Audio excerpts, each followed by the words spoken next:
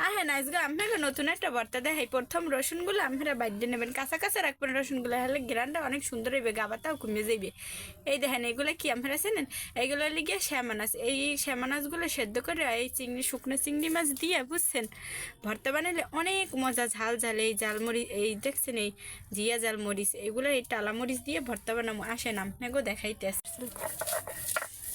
এগুলো সুন্দর করে বাড়িয়ে নিতে হইবে বুঝছেন, শিলপাটায় বাটবেন, তাহলে ভর্তাটা অনেক টেস্ট হইবে। শিলপাটায় ভাজলে এমনি সব জিনিস মজা লাগে। এরপর শ্যামানাজগুলো সুন্দর করে বাটিয়ে নেবেন শিলপাটায় বুঝছেন। ফাটাফাটি হয়ে গেলে এরপর সব একলাগে মিলাইবেন। এই ভর্তাগুলো অনেক মজা। এগুলো আগে আমি মুই জানতাম না। এগুলো মোর নানুক বাড়ি গেছিলাম, সেইকালে মোর নানি ভর্তা বানাই খাওয়াইছে। এগুলো একসের মজা খাইতে, গরম ভাত দিয়ে এককালে খাইতে কি যে মজা লাগতে। এরপর একটু পেঁয়াজ দিয়ে লইবেন বুঝছেন, পেঁয়াজ কুচি খাইয়ে লাগে বাইরে লইবেন, তাহলে আরও ভালো লাগবে।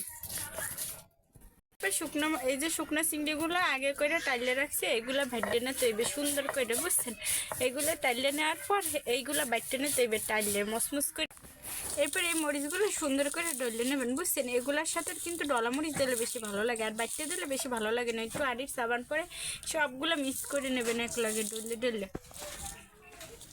সুন্দর করে এর সাথে মিশিয়ে নেবেন বুঝছেন। আর তারপর একটু খাঁটি সরিষার তেল মিশিয়ে নেবেন। এই যে এগুলো সুন্দর করে মিশিয়ে নেবেন, তাহলে ভর্তাটা অনেক টেস্ট হইবে।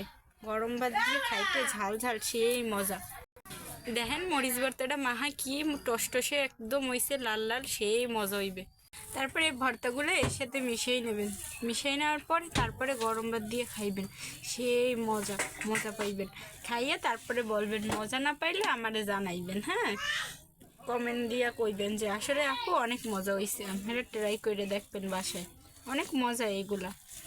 মুই তো খাইছি মোর নানিরাতে, অনেক মজা, এর জন্য আমি আবার বানাইছি। দেখেন